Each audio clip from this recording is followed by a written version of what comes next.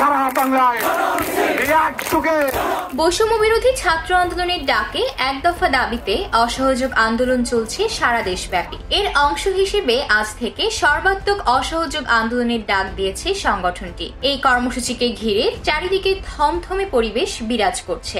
সকাল থেকেই রাজধানী সহ বিভিন্ন জেলাতে সড়কে যানবাহনের চাপ অনেক কম। মূল সড়কে গণপরিবহন তেমন চলছে না, কিছু ব্যক্তিগত গাড়ির দেখা মিলছে, তবে সংখ্যা হাতে গোনা কম। অসহযোগ সফল করতে গণপরিবহন বন্ধ রাখার আহ্বান জানিয়েছিলেন আন্দোলনকারীরা।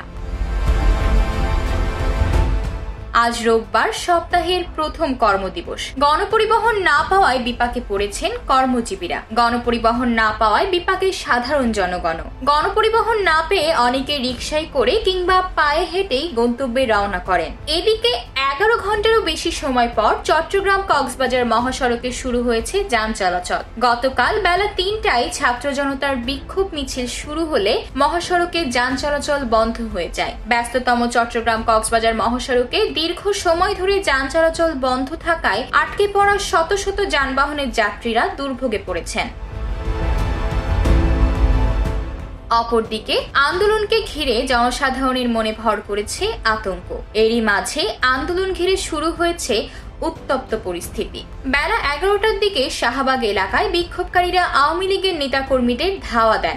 সংঘর্ষের সময় হাসপাতালের প্রাঙ্গণে রাখা কয়েকটি গাড়িও ভাঙচুর করা হয়। সে সময় পিজি হাসপাতালের ভেতরে অবস্থান নিয়ে আন্দোলনকারীদের উপর ইটপাটকেল নিক্ষেপ করে ছাত্রলীগের নেতাকর্মীরা। হাসপাতালের ভেতরে থাকা মোটরসাইকেলে আগুন ও ভাঙচুর চালানো হয়েছে।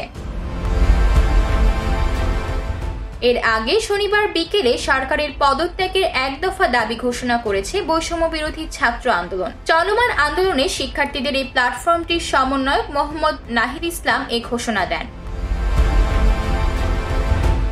এক দফা দাবিতে রোববার থেকে সারা দেশের সর্বাত্মক অসহযোগ কর্মসূচি ঘোষণা দিয়ে তিনি বলেন, আগামীকাল থেকে সারা দেশে সর্বাত্মক অসহযোগ আন্দোলন শুরু করব।